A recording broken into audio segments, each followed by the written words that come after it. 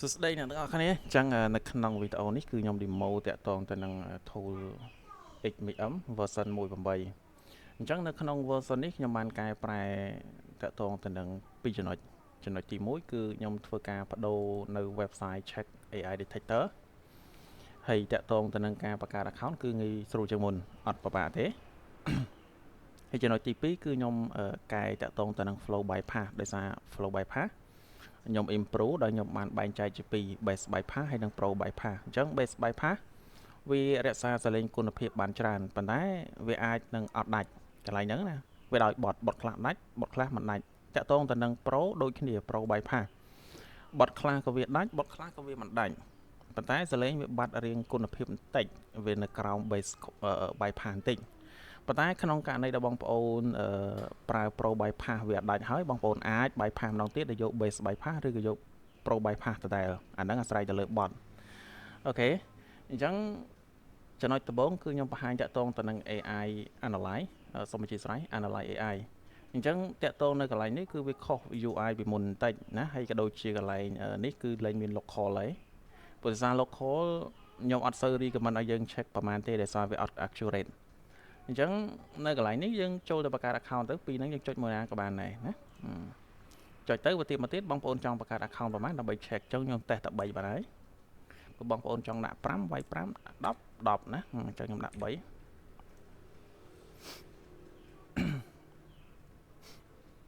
អូខេអានេះគឺតាក់ទងទៅនឹង website submit hub ដោយសារwebsite នេះខ្ញុំ check មើលទៅវាអាចថាប្រើការបានហើយវាខ្លាំងជាងwebsite មុនទៅក៏ production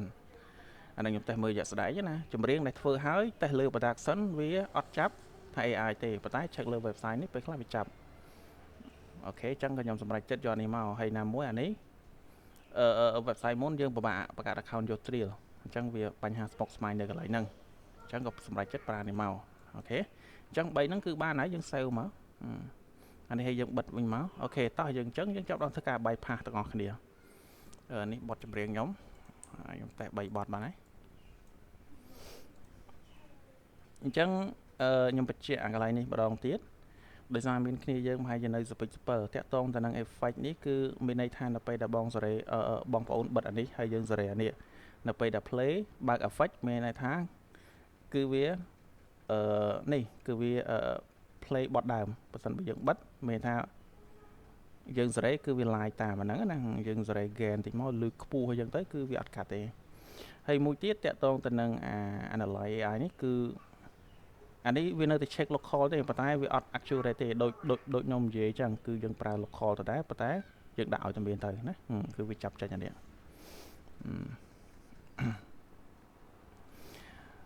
តោះយើងចាប់តាមធ្វើការ bypass ទាំងអស់គ្នាអញ្ចឹងខ្ញុំយក pro bypass អញ្ចឹងតាក់ទងទៅនឹងការ bypass វាអត់ដូចពីមុនវាដូចតែមុនទេយើង select ចេះក៏បានឬក៏យើង select ចេះក៏បានដែរណាហើយយើងចុច start មកអញ្ចឹងកន្លែងនេះជាធម្មតាយើងយក wave ណាប៉ុន្តែដោយឡែកខ្ញុំតេស្តខ្ញុំយក MP3 ដោយសារអីបើសិនបើយក wave នៅពេលដែលយើង check view ដោយសារវា upload រៀងធំណាអូខេអាកន្លែងនេះបងប្អូនបើកក៏បានមិនបើកក៏បានអាហ្នឹងវាអាស្រ័យទៅលើបងប្អូនទេព្រោះពេលខ្លះបើកទៅវាសលេងព្រោះជាងមុនពេលខ្លះបើកទៅសលេងវាអត់សូវព្រោះណាហើយកន្លែងនេះគឺកន្លែង merge one file ហ្នឹងបានន័យថាអញ្ចឹងបានន័យថាបើសិនបើបងប្អូនមាន10 file ធ្វើណា bypass 10 file ហើយបងប្អូនចង់ច្បាច់អា10 file ហ្នឹងទៅជាមួយ file លក្ខណៈជា collection ណាជា non stop អូខេអញ្ចឹងយើងបើកអានេះហើយអានេះគឺ auto check បន្ទាប់ពី bypass ហើយយើងឲ្យវា check auto ខ្ញុំសូមបញ្ជាក់នេះតិចខ្ញុំភ្លេចនេះខ្ញុំថែម option មួយនេះនៅពេលដែលយើង bypass ហើយមានបងប្អូនខ្លះគាត់ថា NB នេះសលេងវារៀងខ្ពស់អូខេអញ្ចឹងបងប្អូនតម្លាក់មកដកណាវាលើជ្រុលលេងអញ្ចឹងទៅហើយបងប្អូនថាadmin អើយសលេងវារៀងស្ទើអូខេអញ្ចឹងបងប្អូនទាញមកណាតម្លើង dB មកប៉ុន្តែតម្លៃសម្រាប់ខ្ញុំប្រើ default 0 dB តោះអញ្ចឹងអ្វីដែលថ្មីអ្វីដែលប្លែកគឺមានតែប៉ុណ្្នឹងទេណាអញ្ចឹងខ្ញុំសរុបម្ដងទៀតតាក់ទងទៅនឹង bypass ខ្ញុំបែងចែកជាពីរខ្ញុំឲ្យបងប្អូន custom ឲ្យសលេង dB result ហើយមួយទៀតគឺ analyze AI ណាបងប្អូនអាចបង្កើត account ដោយងាយស្រួលជាងមុនអត់ពិបាកសាំញ៉ាំទេតោះអញ្ចឹងយើង bypass អូខេអញ្ចឹងខ្ញុំឲ្យវា auto check អានេះគឺយើងຕົកដដែលអូខេអញ្ចឹងខ្ញុំយក MP3 ប៉ុន្តែខ្ញុំបញ្ជាក់ម្ដងទៀតណាបងប្អូនទៅយកវាបើសិនមកបងប្អូនអាប់ឡូតចូលក្នុងក្រុមហ៊ុនកម្មសិទ្ធិបញ្ញាបើបងប្អូនធ្វើមកតេស្តទេអូខេយក MP3 លេងទៅហើយ street ខ្ញុំបញ្ជាក់កន្លែងនេះដែរខ្ញុំគិតថាគ្នាយើងគាត់អត់ទៅ clear កន្លែងហ្នឹងតាក់ទងទៅនឹង street គឺមានថាវាធ្វើម្ដងប្រហែលអានេះវាអាស្រ័យទៅលើម៉ាស៊ីនបងប្អូនបើម៉ាស៊ីនបងប្អូនតូចបងប្អូនដាក់តែមួយបានហើយកុំឲ្យវាតឹងហើយបងប្អូនម៉ាស៊ីនបងប្អូនរៀងត្រូវអូខេដាក់4ដាក់5តែអាហ្នឹងអាស្រ័យលើបងប្អូនទេអូខេចឹងខ្ញុំដាក់4ធ្វើម្ដងហើយប្រើ3 file ហ្នឹងអូខេបន្តមកទៀតខ្ញុំ select folder នេះខ្ញុំដាក់នៅក្នុងនេះ demo អូខេចឹងបងប្អូនអាចរើសតាមចិត្តណាដាក់ត្រៃណាអាហ្នឹងអាស្រ័យទៅលើបងប្អូននេះអូខេចឹងខ្ញុំដាក់ demo មកអូខេ select អូខេចាប់ផ្ដើមធ្វើការចឹងដល់ពេលហើយវាតម្លាក់ចូលមកប្លោះនេះចឹងការងារ process វាដូចតែមុនទេបងប្អូនវាដូចតែមុនទេអូខេចឹងកន្លែងនេះខ្ញុំអាចសុំផើបន្តិចទៅកុំឲ្យវាវីដេអូវែងពេកណាចាំចិត្តហើយចាំខ្ញុំបន្តទៀតអូខេតើអញ្ចឹងវាចិត្តរួចរាល់ហើយចាំបន្តិចទៀត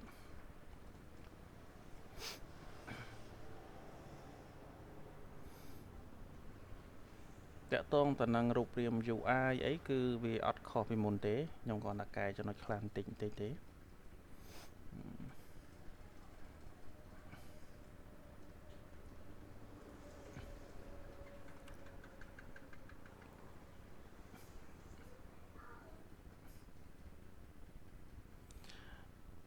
អូខេហើយមួយ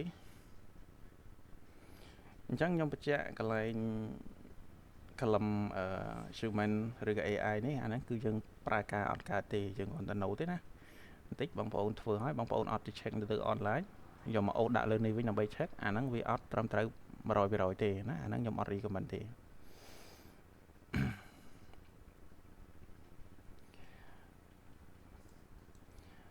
បញ្ជាក់មួយទៀតកន្លែង config ដូចជាអត់មានអីខុសទេវាដូចតែ version មុនទេប៉ុន្តែខ្ញុំចង់និយាយតិចដោយសារតែមានគ្នាយើងខ្លះគាត់នៅមានចម្ងល់កន្លែងហ្នឹងណាជាពិសេសគឺ user ថ្មីអូខេចាំមើលនេះហើយសិនចាំខ្ញុំនិយាយម្ដងទៀត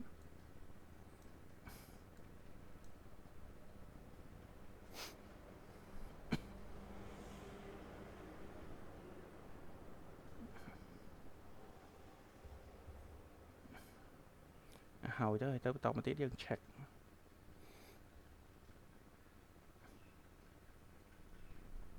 អូខេនេះគឺវា auto check ណាអូខេអញ្ចឹងដល់ដំណាក់កាល check យើងមាន3 account គឺវាចាប់ទាំង3 account វាអត់ប្រើតែមួយ account ដើម្បី check ទេធ្វើអញ្ចឹងប្រសិទ្ធការងារយើងលឿន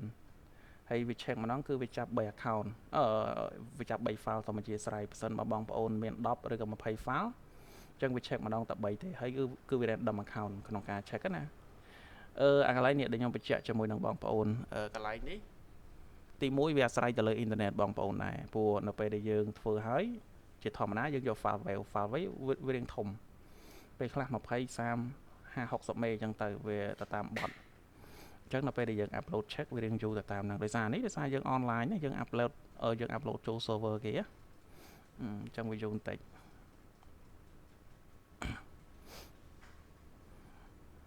អញ្ចឹង3បទហ្នឹងយើងមើលមានជាប់អត់ឬក៏ដាច់ទាំងអស់ឬក៏មានខ្លះអូខេជាប់មួយអញ្ចឹងដូចខ្ញុំនិយាយអញ្ចឹងបើក្នុងករណីវាជាប់ចេះឬក៏ជាប់ក្រុមហ៊ុនដូច Suno ដូចអីអាហ្នឹងខ្ញុំអត់ឲ្យយកទៅប្រើទេប៉ុន្តែកន្លែងហ្នឹងខ្ញុំបញ្ជាក់បន្តិចតាក់ទងទៅនឹង website នេះដូចខ្ញុំនិយាយបណ្ដាវីដេអូអញ្ចឹងវារៀងខ្លាំងជាង website មុនបន្តិចបងប្អូន check នៅលើនេះថាជាប់ប៉ុន្តែបងប្អូន check នៅលើអា website The Go Production ហ្នឹងគឺវាអត់ជាប់ទេប៉ុន្តែកន្លែងនេះគឺខ្ញុំ recommend ក៏ដូចជាលើកទឹកចិត្តឲ្យបងប្អូនគឺបាច់ធ្វើការ bypass ម្ដងទៀតទៅណា bypass ម្ដងទៀតដោយយក base bypass ទៅបើសិនមកបងប្អូនយក Pro bypass ដដែលវាអាចបាត់គុណភាពច្រើនកន្លែងហ្នឹងណាហើយបើក្នុងករណីវាចេញ hybrid អូខេយកប្រើការបានអូខេអានេះគឺអាច upload បានហើយនិយាយទៅតាក់ទងទៅនឹង version នេះខ្ញុំព្យាយាម optimize ក៏ដូចជា improve ល្អជាង version 1.7 ច្រើន